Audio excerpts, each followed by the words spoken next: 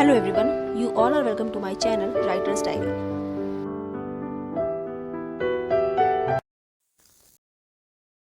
Unknown friend के last chapter में हमने देखा था कि करण किसी फ़ोन की वजह से बहुत ज़्यादा डिस्टर्ब हो जाता है और बहुत ज़्यादा ड्रिंक भी कर लेता है। तब नियो करण को उसके रूम में लेकर आता है। नियो करण के बारे में बहुत परेशान होता है और उसी के बारे में सोचता रहता है। इस सोच से निकलने के लिए नियो अपनी एक्स गर्लफ्रेंड रोमा को फ़ोन मिलाता है और देर रात उससे बातें करने के बाद सो जाता है। अब देखते हैं अननोन फ्रेंड चैप्टर 3। नियो जब सो रहा होता है तब उसे एक ड्रीम आता है। वो देखता है कि करण किसी मुसीबत में है, जैसे कि करण उसे मदद के लिए पुकार रहा हो। करण की ऐसी हालत देखकर नियो पसीने पसीने हो जाता है। वो झट से करण के पास पहुंचकर उसे बचाना चाहता है। वो करण का नाम चिल्लाता है और तुरंत ही सपने से जाग जाता है। नियो तेजी से उठकर बैठ जाता है और तब उसे एहसास होता है कि यह हकीकत नहीं बल्कि एक सपना था। नियो अपने सर पर हाथ रख लेता है और अपने मन में ही कहता है, पता नहीं क्या हो गया है मुझे। अब तक तो करण के बारे में मैं जागते हुए ही सोचता रहता था, लेकिन अब तो सपनों में भी मुझे करण ही दिखाई देने लगा है। तभी अचानक नियो को याद आता है कि एक आदमी करण को ज़बरदस्ती कहीं ले जाने की कोशिश कर रहा था। नियो अचानक से परेशान हो जाता है और तेज़ी से उठकर करण के रूम की तरफ जाता है। उसके मन में यही ख्याल होता है कि कहीं सच में करण किसी मुसीबत में तो नहीं। नियो करण के रूम में जाता है और देखता है कि वो आराम से सो रहा है। वो करण के पास जाता है, उसे थोड़ी देर देखता है और अपने मन में ही कहता है, अब तो तुमने मेरे सपनों पर भी कब्जा कर लिया है। पता नहीं क्या चीज़ हो तुम। थोड़ी देर रुकने के बाद नियो वहाँ से चला आता है और अपने रूम में आकर फिर से सोने की कोशिश करता है। थोड़ी देर बाद नियो को नींद आ जाती है। अगले दिन नियो जब सुबह उठता है तो अपना आज का शेड्यूल सेट करने लगता है। उसे मॉर्निंग के फ्लाइट से करण के साथ वापस अपनी सिटी जाना था, लेकिन करण की ऐसी हालत होती है कि वो मॉर्निंग में ट्रैवल नहीं कर सकता। इसलिए करण ने अपना शेड्यूल चेंज कर दिया होता है और अब वो दोनों शाम की फ़्लाइट से अपनी सिटी को वापस जाएंगे। उधर करण की भी आँख खुलती है, लेकिन उसके सर में बहुत तेज़ दर्द हो रहा होता है। करण को हैंगओवर फील हो रहा होता है, और होगा भी क्यों नहीं, करण ने खूब सारी ड्रिंक जो कर रखी थी। करण बिस्तर पर उठकर बैठता है और ज़ोर से अपने सर को दबाने लगता है। ओह, ये क्या हो रहा है मुझे? इतना तेज़ दर्द, लगता है बहुत ज़्यादा ही पी ली मैंने। कभी कभी क्या हो जाता है मुझे। करण ऐसा कहकर अपना सर हिलाने लगता है। तभी करण की नज़र अचानक से टेबल पर रखी घड़ी की तरफ जाती है और उसे देखकर उसे एहसास होता है कि आज सुबह उसे वापस अपनी सिटी के लिए जाना था। करण परेशान हो जाता है और तेज़ी से बेड से उठकर खड़ा हो जाता है। वो चलने की कोशिश करता है, लेकिन ठीक से चल नहीं पा रहा होता क्योंकि इसके सर में बहुत तेज़ दर्द होता है। तभी वहाँ पर नियो आ जाता है। नियो को देखकर करण बहुत ज़्यादा हैरान हो जाता है। तब नियो करण से कहता है, ज़्यादा परेशान होने की ज़रूरत नहीं है, तुमने कल रात बहुत ज़्यादा ड्रिंक कर ली थी। तब नियो करण से टॉन्ट मारते हुए कहता है, मुझे तो लगता था कि तुम ड्रिंक ही नहीं करते, अब देखो अपनी हालत, ठीक से चल भी नहीं पा रहे हो। करण सर झुकाकर ये सब सुन रहा होता है। उसे पता होता है कि गलती तो उसी की है। तब करण कहता है, आई एम सॉरी सर, मैं इतनी ड्रिंक करता तो नहीं, पर पता नहीं कल मुझे क्या हो गया था। तब नियो कहता है, वो तो मुझे दिख ही रहा है। खैर, अब अपने लिए लेमन जूस मंगाओ और थोड़ा सा फ्रेश अप हो जाओ, क्योंकि हमें बाहर भी जाना है। तब करण कहता है, जी सर, मैं बिल्कुल रेडी हूँ। तब नियो कहता है, हाँ वो तो मुझे पता है कि तुम कितनी रेडी हो, पर हमें आज वापस नहीं जाना है, बल्कि मेरा मन शहर घूमने का है। तब करण नियो की तरफ हैरानी भरी निगाहों से देखता है। घूमने जाना है, लेकिन हमें तो वापस जाना था ना सर। तब नियो कहता है, तुम्हारी ऐसी कंडीशन ही कहाँ थी, वैसे भी फ़्लाइट का टाइम कब का निकल चुका है। तुम्हारी वजह से मैं मॉर्निंग की फ़्लाइट नहीं पकड़ पाया। अब सारा दिन होटल में बैठकर बोर तो नहीं होऊंगा ना, इसलिए मैंने सोचा है कि आज तुम मुझे ये सिटी घुमाओगे और उसके बाद शाम को हम दोनों वापस जाएंगे। ये कहकर नियो वहाँ से चला जाता है और करण थर्ड से बेड पर बैठ जाता है। करण सोचने लगता है, ये नियो भी ना कितना अजीब है, कभी तो इतना रूखा बिहेव करने लगता है और कभी इसे घूमने जाना है। इसका भी मेरी समझ में नहीं आता, आखिर इंसान क्या है। हाँ वैसे शायद इंसान तो अच्छा ही है, तभी तो मेरी वजह से अपनी फ़्लाइट कैंसिल कर दी। कभी कभी तो मुझे ऐसा लगता है कि शायद ये मुझे पसंद करता है, पर बोलता ही नहीं है। खैर, जल्दी से रेडी हो जाता हूँ, वैसे भी मेरे सर में से दर्द ही नहीं जा रहा। करण सोचकर फ़ोन मिलाता है और अपने लिए नींबू पानी मंगवाता है। थोड़ी देर बाद करण और नियो बाहर घूमने चले जाते हैं। करण को अभी भी अच्छा फील नहीं हो रहा था, लेकिन जब वो बाहर निकलते हैं तो धीरे धीरे करण को रिलैक्स होने लगता है और उसे ऐसा लगता है जैसे घूमने जाने की ज़रूरत नियो को नहीं बल्कि उसी को थी। उसे ऐसा भी लगता है कि शायद नियो ने ये प्लान उसी की वजह से बनाया होगा। उधर नियो भी करण को रिलैक्स देखकर खुश होता है और उससे पूछता है कि तुमने इतनी ड्रिंक क्यों कर रखी थी। तब करण अचानक से सैड हो जाता है। ये देखकर नियो को अच्छा नहीं लगता। उसे लगता है कि शायद उसे ये बात नहीं पूछनी चाहिए थी। तब नियो करण का मूड चिल करने के लिए कहता है, रहने दो, मुझे पता है होगा कोई तुम्हारा पर्सनल मैटर। वैसे भी मुझे क्या फ़र्क पड़ता है, तुम्हारी वजह से मुझे घूमने को मिल गया। और हाँ, एक बात बता दूँ, ये घूमने का प्लान भी मैंने तुम्हारी वजह से ही बनाया है। ये सुनकर नियो स्माइल करने लगता है और कहता है, मुझे पता है सर। करण की बात सुनकर नियो भी शर्मा जाता है। उन दोनों के बीच में जो एक साइलेंट वॉर थी, अब शायद वो धीरे धीरे ख़त्म होने लगी है। दोनों ही एक दूसरे की फीलिंग्स को समझने लगे हैं, एक दूसरे को पसंद भी करने लगे हैं। बट हाँ, अभी भी दोनों के बीच में ही एक ऑकवर्ड साइलेंस बना हुआ है। नियो और करण दोनों वापस अपनी सिटी को आ जाते हैं। तब करण थोड़ा सा डरी हुई आवाज़ में नियो से कहता है, सर मुझे कल की छुट्टी चाहिए। तब नियो कहता है, कल की छुट्टी? आज तो हम इतना घूमे हैं, अब कल की छुट्टी का क्या करोगे? तब करण थोड़ा सैड हो जाता है और कहता है, सर वो मेरी कुछ पर्सनल प्रॉब्लम है। नियो समझ जाता है कि शायद ये वही बात है, फ़ोन कॉल वाली बात, जिसकी वजह से करण ने इतनी सारी ड्रिंक की थी। तब नियो करण से कहता है कि अगर तुम्हारी कोई पर्सनल प्रॉब्लम है तो तुम ज़रूर छुट्टी लो और जैसे ही मैटर ठीक हो जाए तब ऑफिस ज्वाइन कर लेना। ये कहकर नियो करण के कंधे पर प्यार से हाथ रखता है और करण भी स्माइल करता है। अगले दिन जब नियो ऑफिस आता है तो चेतन नियो के पास आता है और उसे बधाई देता है अपने नए टेंडर के लिए, और साथ ही वो करण की भी बहुत तारीफ़ करता है। तब नियो कहता है कि ये टेंडर उनको करण की वजह से ही मिला है। तब चेतन करण के बारे में पूछता है कि आज वो ऑफिस क्यों नहीं आया। तब नियो उसे बताता है कि उसके शायद कोई पर्सनल प्रॉब्लम है जिसकी वजह से वो आज ऑफिस नहीं आ पाया, लेकिन वो कल तक ऑफिस आ जाएगा। उधर करण अपनी आंटी के घर से अपने घर के लिए निकल पड़ता है। उसके मन में बहुत ज़्यादा परेशानी होती है, वो किसी बात को लेकर बहुत ज़्यादा परेशान होता है। थोड़ी देर बाद हम देखते हैं कि करण एक बंगलों के पास पहुंचता है। वो बंगला देखने में काफ़ी बड़ा लग रहा था, लेकिन उसको देखकर ऐसा लगता था जैसे काफ़ी समय से उसकी साफ़ सफाई नहीं हुई है, जैसे काफ़ी समय से उसकी अच्छे से देखभाल नहीं की जा रही। करण उस बंगले के अंदर जाता है जहाँ सोफे पर एक औरत बैठी होती है, जो देखने में ऐसे लगता है जैसे किसी सदमे में हो। करण उनको देखकर दौड़कर उनके पास जाता है और बोलता है, मॉम कैसी हैं आप? करण की आंखों में आंसू आ जाते हैं, लेकिन वो बैठी हुई औरत किसी भी तरह का कोई रिस्पॉन्स नहीं कर रही होती। वो करण को एकटक देखने लगती है और फिर सामने दीवार की ओर देखने लगती है। उसको देखकर ऐसा लग रहा था जैसे कि वो करण को पहचानती ही नहीं। करण ये देखकर और भी ज़्यादा उदास हो जाता है और अपनी मॉम का हाथ पकड़कर रोने लगता है। तभी वहाँ पर एक और लेडी आती है। ये रिश्ते में करण की दूर की मामी लगती हैं। उसकी मामी करण से कहती है, अरे बेटा करण, आ गए तुम, कब से तुम्हारा इंतज़ार कर रहे थे। तब करण गुस्से में खड़ा होकर कहता है, मामी आपने मुझे फ़ोन क्यों किया? मैंने पैसे भिजवाए तो थे, अब रोज़ रोज़ मैं पैसे कहाँ से लेकर आऊँ? तब करण की मामी कहती है, बेटा हम ये पैसे अपने लिए नहीं मांगते, तुम्हारी माँ के लिए ही मांगते हैं, उनके इलाज में भी तो खर्च होता है ना। तब करण बोलता है, पापा के पैसे आ तो रहे हैं, पापा के बीमा के पैसों से ही ये घर चलता है और आप लोग भी उन्हीं की वजह से यहाँ रह रहे हैं। माँ की देखभाल के नाम पर आप क्या करते हैं? कुछ भी नहीं, सिर्फ मुझसे पैसे ही लेते रहते हैं। करण की मामी को गुस्सा आ जाता है और वो करण को डांटने लगती हैं। तब करण की मामी गुस्से में बोलती है कि ऐसा कुछ नहीं है और अगर करण चाहता है तो वो यहाँ से चले जाएंगे, लेकिन उन्हें उनका अब तक का सारा खर्चा देना होगा। ये कहकर करण की मामी गुस्से में पैर पटकती हुई वहाँ से चली जाती है। बेचारा करण अपने घर अपनी मॉम से मिलने आया था। उस दिन कॉल उसकी मामी ने ही किया था। दरअसल वो करण से पैसे मांग रही थी। करण की माँ पिछले काफ़ी समय से इसी कंडीशन में है।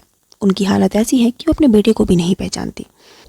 इतने बड़े बंगलों में करण की मॉम अपने दूर के भैया और भाभी के साथ रहती हैं, लेकिन उन्हें किसी भी चीज़ का होश नहीं है। उनके दूर के भैया और भाभी ही उनकी देखभाल करते हैं, दवाइयों का खर्चा उठाते हैं, लेकिन ये सारा का सारा खर्चा करण के फादर के बीमा के पैसों से उठाया जाता है। एक तरह से देखा जाए तो करण के मामा और मामी लालची इंसान हैं, जो पैसों के लालच में करण की मॉम का ध्यान रख रहे हैं। उन्हें यही उम्मीद है कि एक दिन कैसे भी करके वो करण के इस बंगलों पर कब्जा कर लेंगे। ये बंगला करण के मॉम के नाम पर ही है। उनकी सेवा करने के नाम पर, उनकी देखभाल करने के नाम पर उसके मामा और मामी बस उनके पैसे उड़ा रहे हैं। वो आए दिन करण से पैसे मांगते रहते हैं। मीटिंग वाले दिन भी करण की मामी ने करण को पैसों के लिए ही फ़ोन किया था, जिसकी वजह से करण को बहुत गुस्सा आ गया था। अभी कुछ दिनों पहले ही तो करण ने पैसे भिजवाए थे और अभी तो उसकी नौकरी लगी ही है, उसे अभी 1 महीना भी नहीं हुआ और इन लोगों ने फिर से पैसे मांगना शुरू कर दिया। करण अपनी माँ के पास बैठता है और उनसे कहने लगता है, मॉम तुम कुछ नहीं जानती, तुम तो मुझे भी नहीं पहचानती, पता नहीं तुम कब ठीक होगी। बचपन से लेकर आज तक मैंने कभी तुम्हारा प्यार नहीं देखा। मैं तो बचपन में ही अनाथ हो गया था मॉम। पहले डैड चले गए और फिर तुम्हारी ऐसी हालत हो गई। मेरी समझ में नहीं आता कि मैं क्या करूं। मुझे समझ नहीं आता कि आखिर मैं किसके लिए जी रहा हूं। ऐसा कहकर करण अपनी माँ की गोद में सर रख लेता है और उसकी आंखों से आंसू बहने लगते हैं। उसे समझ नहीं आता कि उसकी ज़िंदगी में ये क्या चल रहा है। उधर अगले दिन ऑफिस में जब करण नहीं आता तो नियो परेशान हो जाता है। वो चेतन से करण के ना आने के बारे में पूछता है। तब चेतन कहता है कि करण से उसकी कोई बात नहीं हुई। उसने 2-3 बार कॉल भी किया था बट करण ने उठाया नहीं। तब नियो भी करण को कॉल लगाता है। पहली बार तो करण कॉल उठाता नहीं, दूसरी बार कॉल करने पर जब करण कॉल उठाता है तब नियो उससे पूछता है, क्या बात है करण, तुमने तो 1 दिन की छुट्टी ली थी, तुम आज ऑफिस में क्यों नहीं आए। तब करण कहता है, सर वो मुझे कुछ पर्सनल काम था, मैं इसलिए नहीं आ पाया। तब नियो गुस्से में कहता है, एटलीस्ट इन्फॉर्म तो करना चाहिए, मुझे कितनी टेंशन हो रही थी मालूम है तुम्हें। ये सुनकर करण थोड़ा सा हैरान हो जाता है। उसे ऐसा लगता है कि नियो भला उसके बारे में परेशान क्यों होने लगा। लेकिन कहीं ना कहीं करण को भी एहसास था कि नियो के मन में उसके लिए सॉफ्ट कॉर्नर है। तब नियो कहता है, तुम कुछ बोल क्यों नहीं रहे, बताओ कब तक ऑफिस आ रहे हो। तब करण कहता है, पता नहीं सर, मुझे अभी कुछ नहीं पता। दरअसल करण बहुत ज़्यादा सैड हो गया था। उसकी समझ नहीं आ रहा था कि वो ऑफिस ज्वाइन करे या ना करे, क्योंकि उसके मामा मामी ने उसे बहुत ज़्यादा तंग कर दिया था। हर दूसरे दिन वो पैसे मांगने लगते थे। भला वो रोज़ रोज़ पैसे कहाँ से लेकर आए। उसे ऐसा लगता था कि अपने मामा मामी को यहाँ से निकाल कर वो खुद ही अपनी मॉम की देखभाल करेगा और इसी शहर में कोई नौकरी भी ढूंढ लेगा। अब उसे ऐसा लगने लगा था कि उसे नियो की कंपनी में जॉब छोड़ देनी चाहिए। इस बात का उसने मन भी बना लिया था। तब वो नियो से कहता है, सर पता नहीं मैं कब तक ज्वाइन कर पाऊंगा या ज्वाइन कर भी पाऊंगा या नहीं। ये कहकर करण फ़ोन रख देता है। ये सुनकर नियो बहुत ज़्यादा परेशान हो जाता है। नियो करण की आवाज़ में दर्द को पहचान सकता था। वो जानता था कि करण किसी परेशानी में है। करण इसलिए नौकरी पर ना आने की बात कर रहा था, लेकिन आखिर बात क्या है, किस वजह से वो इतना ज़्यादा परेशान है। नियो अचानक से बेचैन हो जाता है। उसके मन में करण के लिए जो दबी हुई फीलिंग थी वो अचानक से बाहर आने लगती है। नियो तेजी से केबिन के बाहर आता है और चेतन से करण की फ़ाइल मंगवाता है। करण के इस फाइल में उसका रीसेंट एड्रेस होता है। नियो उसकी उसी रीसेंट एड्रेस पर करण से मिलने जाता है, लेकिन वहाँ पर देवीना आंटी से वो मिलता है, जिससे उसे पता चलता है कि करण यहाँ पर रेंट पर रहता था। तब नियो देवीना आंटी से रिक्वेस्ट करके करण के घर का पता ले लेता है और वहाँ जाने के लिए तैयार हो जाता है। नियो तेजी से कार ड्राइव करता है। वो बस किसी तरह करण के पास पहुंचना चाहता था। वो उससे पूछना चाहता था कि आखिर वो ऑफिस क्यों नहीं आ रहा है और उसने ऐसा क्यों कहा कि वो कभी ज्वाइन करेगा भी या नहीं, पता नहीं क्यों। लेकिन जब आज करण ने कहा कि वो वापस नहीं आ पाएगा, ये सुनकर नियो को बिल्कुल अच्छा नहीं लगा। उसे ऐसा लगा कि जैसे उसने कोई कीमती चीज़ खो दी हो। करण को खोने का डर उसके मन में अचानक से आने लगा और वो बहुत ज़्यादा बेचैन हो गया। इसी बेचैनी में वो सीधा करण के घर जाने की तरफ निकल पड़ा। उसने इस बारे में किसी को नहीं बताया और तेज़ी से कार ड्राइव करके वो उसी सिटी में पहुंच गया जहां पर करण का घर था। करण दिए हुए एड्रेस पर पहुंचता है तो वहां उसे वही बंगला मिलता है। करण इस बंगले को देखकर हैरान हो जाता है। उसे लगता है कि ये बंगलो किसका है। वो बंगलो देखने में बहुत सुंदर था, लेकिन उसे देखकर लग रहा था कि काफ़ी समय से उसकी मेंटेनेंस नहीं हुई है। ना तो उसकी साफ़ सफाई की जा रही है और ना ही नियो को वहाँ पर कोई भी सर्वेंट नज़र आ रहा था। नियो जब बंगलो के अंदर जाता है तो उसको करण की मामी मिलती है। करण की मामी को देखकर नियो यही सोचता है कि ये शायद करण की मॉम होगी। तब नियो करण की मामी से कहता है, क्या करण यहीं पर रहता है। तब करण की मामी नियो की तरफ हैरानी भरी निगाहों से देखती है और कहती है, हाँ वो यहीं रहता है, पर आप कौन हैं। तब नियो कहता है कि मैं उसका बॉस हूँ। ये सुनकर करण की मामी की आंखों में चमक आ जाती है। उसे ऐसा लगता है कि अगर करण के बॉस यहाँ तक आ सकते हैं तो ज़रूर करण की बहुत परवाह करते होंगे, करण को बहुत मानते होंगे। अगर करण की पहचान इतने बड़े लोगों से है तो करण से पैसे निकलवाना कुछ मुश्किल काम नहीं है। तब करण की मामी नियो को बड़ी इज्जत के साथ अंदर आने के लिए कहती है और कहती है, हाँ जी आप अंदर आइए, करण यहीं रहता है, वैसे भी वो कल ही आया था, उसकी माँ की तबीयत ठीक नहीं है ना। तब नियो हैरानी भरी आवाज़ में पूछता है, माँ क्या आप उसकी मॉम नहीं हैं। ये सुनकर करण की मामी हंसने लगती है और कहती है, नहीं मैं उसकी मॉम नहीं हूँ, मैं तो उसकी मामी हूँ। मैं और मेरे पति यहाँ रहकर उसकी मॉम की देखभाल करते हैं। हम ही लोगों ने ये घर संभाला हुआ है, हम ही लोग तो इस बंगलों की देखभाल करते हैं। ये सुनकर नियो बंगलों की तरफ देखने लगता है और टोंट भरी आवाज़ में कहता है, हाँ वो तो दिख रहा है कितनी देखभाल करते हैं। करण की मामी नियो का इशारा समझ जाती है और बात को बदलते हुए कहती है, आइए आइए अंदर आइए, करण अंदर ही है, आपको ज़रूर उससे कोई बहुत ज़रूरी काम होगा, इसीलिए तो आप यहाँ तक आए हैं। तब नियो कहता है, हाँ करण ने कहा कि वो किसी वजह से ऑफिस नहीं आ पा रहा, मुझे बस यही जानना था कि ऐसी क्या पर्सनल प्रॉब्लम आ गई। तब करण की मामी कहती है, नहीं नहीं ऐसा कुछ नहीं है, करण तो ऑफिस आएगा ही, आप जैसे बॉस हैं तो उसकी सैलरी भी बहुत ही अच्छी ही होगी, जब आप उसके दोस्त की तरह उसका ख्याल रखते हैं तो। अब देखिए ना, सारा खर्चा हम ही लोग उठाते हैं, करण बेचारा कहाँ तक करके दे। मैंने तो उससे कहा था कि कहीं अच्छी जगह नौकरी कर ले ताकि अपनी माँ का खर्चा उठा सके। करण की मामी नियो के सामने ऐसा जताती है कि जैसे वो पैसों की कितनी तंगी में है। नियो भी सब कुछ समझ रहा होता है, लेकिन बस वो करण से मिलना चाहता है, उसे नहीं पता कि कौन सच कह रहा है कौन झूठ। तब नियो बात को बीच में ही काटते हुए कहता है, क्या आप मुझे करण से मिला सकती हैं। तब करण की मामी नियो को कहती है, हाँ आइए आइए, करण अंदर ही है।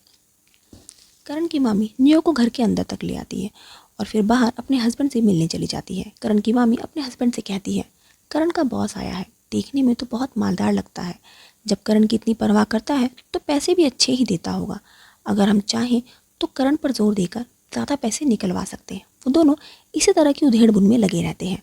उधर नियो अंदर जाता है, वो देखता है कि करण सैड सा बैठा होता है। वो धीरे से करण के पास जाता है और उसको आवाज़ लगाता है। पहली आवाज़ में करण नहीं सुनता क्योंकि वो अपने ही ख्यालों में खोया होता है। जब नियो दूसरी बार आवाज़ लगाता है तब करण अचानक से इधर उधर देखने लगता है और नियो को अपने सामने पाकर वो बहुत ज़्यादा हैरान हो जाता है। वो अचानक से सोफे पर से उठता है और नियो से कहता है, सर आप यहाँ क्या कर रहे हैं। तब नियो कहता है, मैं बस इसलिए आया हूँ कि आखिर ऐसी क्या बात हो गई कि तुम ऑफिस ज्वाइन नहीं करना चाहते। तब करण कहता है, मैंने आपसे कहा ना सर, मेरी कोई पर्सनल प्रॉब्लम है, अब हर बात बतानी ज़रूरी तो नहीं। तब नियो कहता है, ज़रूरी क्यों नहीं है, तुम ऐसे कैसे जॉब छोड़ सकते हो, डैड तुम्हें इतनी उम्मीदों के साथ वहाँ लेकर आए थे और तुमने कह दिया कि तुम शायद ऑफिस नहीं आओगे। तब करण कहने लगता है, सर आप तो वैसे भी मुझे पसंद नहीं करते, आपको तो लगता था कि मैं सिफारिश के दम पर आया हूँ, अब आप अपनी पसंद का कोई भी एम्प्लॉय रख लीजिएगा, आपकी तो जान ही छूटी है मुझसे। ये कहकर करण सैड सी स्माइल करने लगता है। तब नियो करण के पास जाता है और उसके कंधे पर हाथ रखकर कहता है, मुझे नहीं पता कि तुम सिफारिश से आए हो या किसी और वजह से, और मुझे जानना भी नहीं है, मैं बस इतना चाहता हूँ करण कि तुम वो ऑफिस नहीं छोड़ोगे, तुम्हारे बिना वहाँ मुझे अच्छा नहीं लगता। ये सुनकर करण नियो की तरफ हैरानी से देखता है और कहता है, सर आप तो मुझे पसंद नहीं करते, फिर ये कैसी बातें कर रहे हैं। तब नियो कहता है, तुमसे किसने कहा मैं तुम्हें पसंद नहीं करता, तुम्हें क्या लगता है मैं तुम पर इतना गुस्सा करता था तो इस वजह से कि तुम कुछ गलत काम करते थे, नहीं, मैं गुस्सा इसलिए करता था करण क्योंकि पता नहीं क्यों मैं जब भी देखो तुम्हारे ही बारे में सोचता रहता था, तुम मेरे दिमाग से निकलते ही नहीं थे। आज जब तुमने अचानक से कहा कि तुम ऑफिस वापस नहीं आओगे तो मेरे अंदर वो दबी हुई फीलिंग अचानक से बाहर आ गई, मेरा मन अचानक से बेचैन हो उठा। मैं तुम्हें हमेशा अपने सामने देखना चाहता हूँ करण, और जब तुमने ना आने की बात कही तो वो बेचैनी मुझसे बर्दाश्त नहीं हुई। तुमसे मिलने के लिए मैं देवीना आंटी के घर गया, जैसे तैसे वहाँ से एड्रेस लेकर मैं यहाँ आया। तुम्हें क्या लगता है अगर मैं तुम्हें पसंद नहीं करता या फिर अगर मैं तुम्हारी परवाह नहीं करता तो मैं यहाँ थोड़ी ही खड़ा होता। तब करण नियो का हाथ अपने कंधे पर से हटाता हुआ कहता है, सर आप अमीर लोगों की अमीर बातें मेरी समझ में नहीं आती, वैसे भी मुझ जैसे मामूली इंसान में आपको क्या इंटरेस्ट हो सकता है। ये कहकर करण मुंह फेर लेता है। तब नियो गुस्से में करण को अपनी तरफ घुमाता है और कहता है, मामूली इंसान, हाँ होंगे तुम मामूली इंसान, लेकिन औरों के लिए, मेरे लिए नहीं।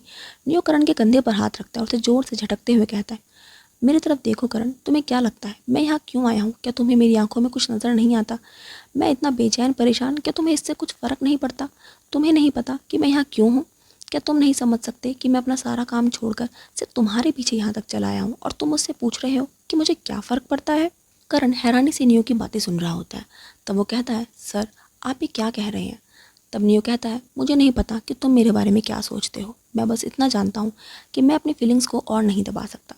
बहुत मुश्किल है करण, बहुत मुश्किल है अपनी फीलिंग्स को दबाना। मैंने अब तक ये बात अपने आप से भी नहीं कही, लेकिन आज मैं ये बात तुमसे कह रहा हूँ। और कुछ नहीं कहना चाहता, बस इतना ही कहूँगा, तुम्हें जो फैसला लेना हो तुम वो ले लेना, तुम्हें जो कहना हो तुम वो कह लेना, और जो तुम्हें समझना हो तुम वो समझ लेना। बस मेरी एक बात सुन लो, और ये बात मैं तुम्हें मन से कह रहा हूँ। करण नियो की तरफ हैरानी भरी निगाहों से देख रहा होता है। तभी नियो थोड़ी देर रुकता है और करण की आंखों में आंखें डालकर कहता है, I like you Karan, I really like you. मुझे नहीं पता कब कैसे क्या हुआ लेकिन तुम मेरे दिमाग से निकल ही नहीं रहे। मैं तुम पर गुस्सा करता था, तुम्हें पसंद ना करने का नाटक करता था, लेकिन वो सब कुछ एक दिखावा था। पता नहीं क्यों हमेशा सोते जागते तुम ही मेरे दिमाग पे छाए रहते थे। मैं चाहकर भी तुम्हारे ख्याल को अपने दिमाग से निकाल नहीं पा रहा था और इसी वजह से मुझे तुम पर गुस्सा आ रहा था। मुझे ऐसा लगता था कि कैसे कैसे तुम मेरे लिए इतने खास हो सकते हो, और क्यों, क्या रिश्ता है तुम्हारा और मेरा। लेकिन आज आज मैं खुद को रोक नहीं पाया करण, और सीधा तुम्हारे सामने आ गया।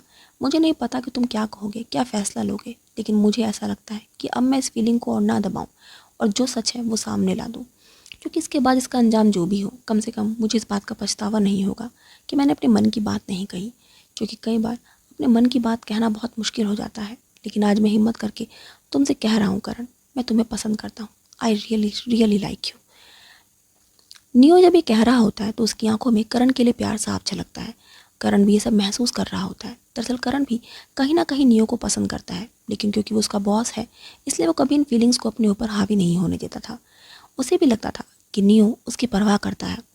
नियो का केयरिंग नेचर उसको भी नियो की तरफ अट्रैक्ट कर रहा था, लेकिन फिर भी चाहकर भी वो इन ख्यालों को अपने मन में आने नहीं देता था। उसने अपनी लाइफ में बहुत धोखे देखे हैं और उसे डर था कि कहीं नियो से भी उसे धोखा ना मिले। इन धोखों से डर की वजह से वो लाइफ में किसी पर भरोसा नहीं करता था और इसलिए उसे नियो पर भी भरोसा नहीं था। लेकिन आज नियो की ये सब बातें सुनकर करण हैरान हो जाता है, परेशान हो जाता है।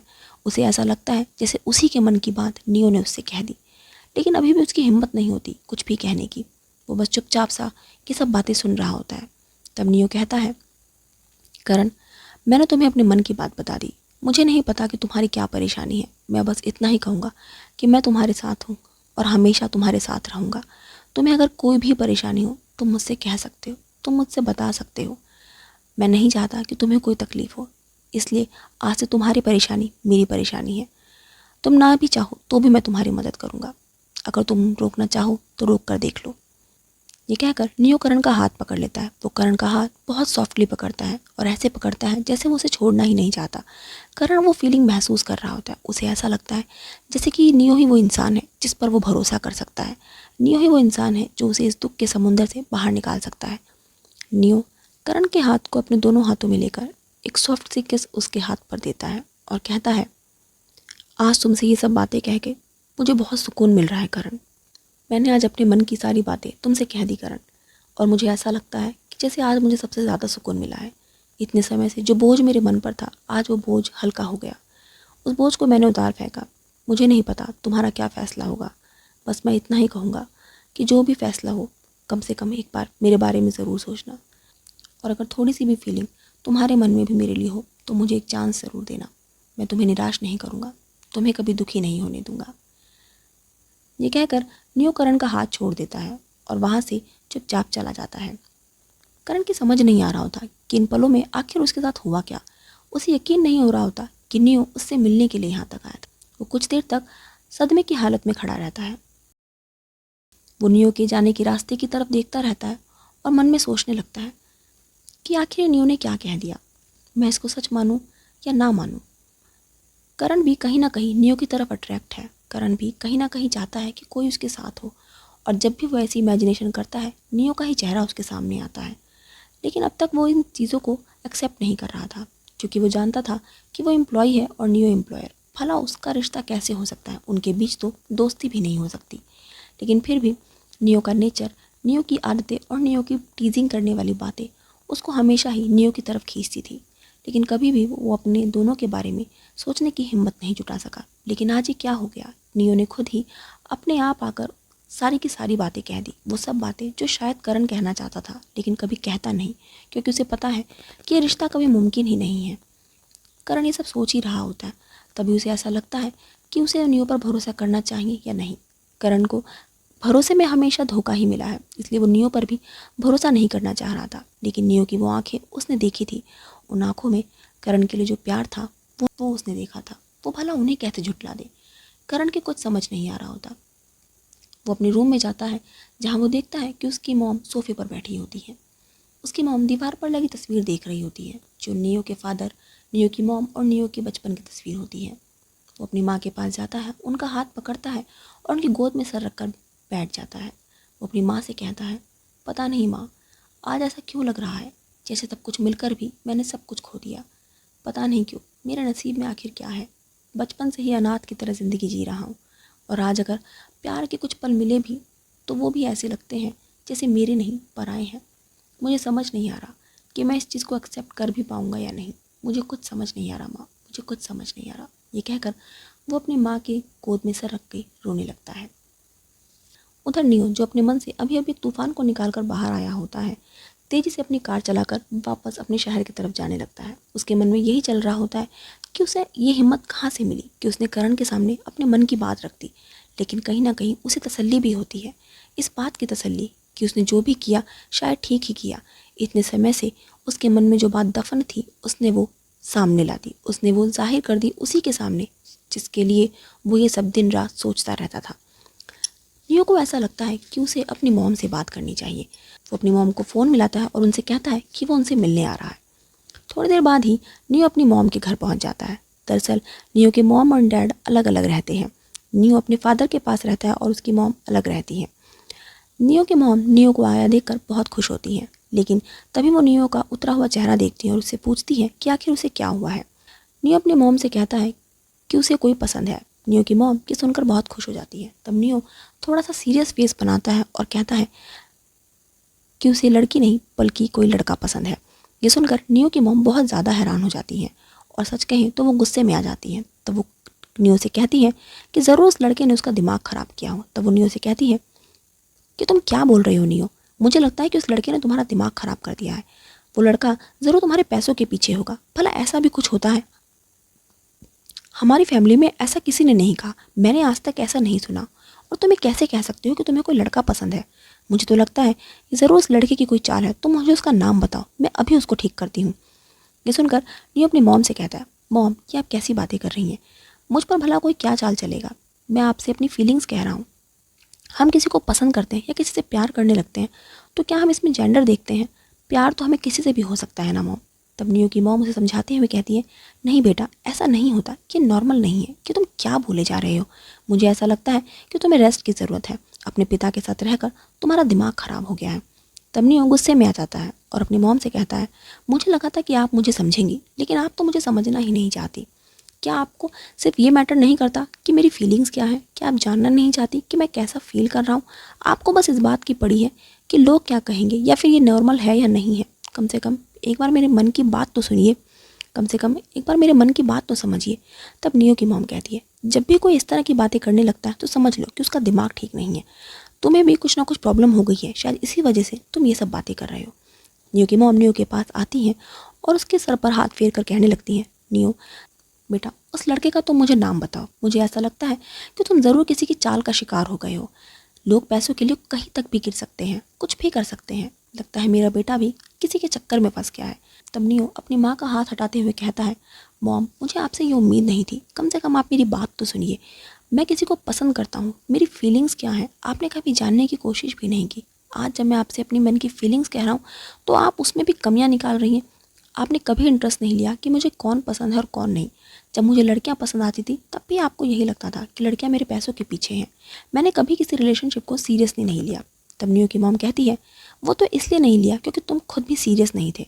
तुम किसी भी रिलेशन को सीरियस लेना ही नहीं चाहते थे। तुम्हारी कितनी गर्लफ्रेंड्स बनी लेकिन तुम किसी के साथ भी टिक कर नहीं रह पाए। इसकी वजह क्या है? इसकी वजह तुम खुद ही हो नियो। नियो की मॉम नियो को ही ब्लेम करने लगती है और कहती है कि ये सब उसका कुछ दिन का शौक है और जब शौक उतर जाएगा तो वो इस लड़के को भी भूल जाएगा। नियो को इस बात से बहुत हर्ट होता है। पहली बार नियो ने किसी के लिए इस तरह की फीलिंग की थी। वो इससे पहले भी कई रिलेशंस में रहा है, लेकिन उसने कभी भी किसी के लिए भी ऐसी फीलिंग नहीं की। करण को वो मन से पसंद करता है। करण से उसे कुछ नहीं चाहिए, बस करण उसे खुशी देता है। उसके आसपास होना उसे अच्छा लगता है। जब भी वो करण के पास होता है तो उसके मन में एक अजीब सी खुशी आ जाती है। उसको गुड फीलिंग जैसा लगने लगता है और ये सब बातें उसने कभी किसी और के साथ महसूस नहीं की। और इन्हीं सब बातों की वजह से उसे ऐसा लगता है कि वो करण को पसंद करता है। वो करण के लिए बहुत ज़्यादा प्रोटेक्टिव है, करण की बहुत परवाह करता है। भला ये सब उसने कभी पहले महसूस ही नहीं किया जो आज वो महसूस कर रहा है। वो अपनी मॉम से यही सब तो शेयर करना चाहता था कि वो करण के लिए बहुत प्रोटेक्टिव महसूस करता है, उसके लिए बहुत ज़्यादा पॉजिटिव महसूस करता है। लेकिन उसकी मॉम उसकी कोई भी बात सुनना नहीं चाहती थी और करण भी उदास होकर वहाँ से चला जाता है। वो अपनी मॉम से कहता है, मुझे लगा था कि आप मुझे समझेंगी, लेकिन आपने भी मुझे समझने की कोशिश नहीं की। ये कहकर वो वहाँ से चला जाता है।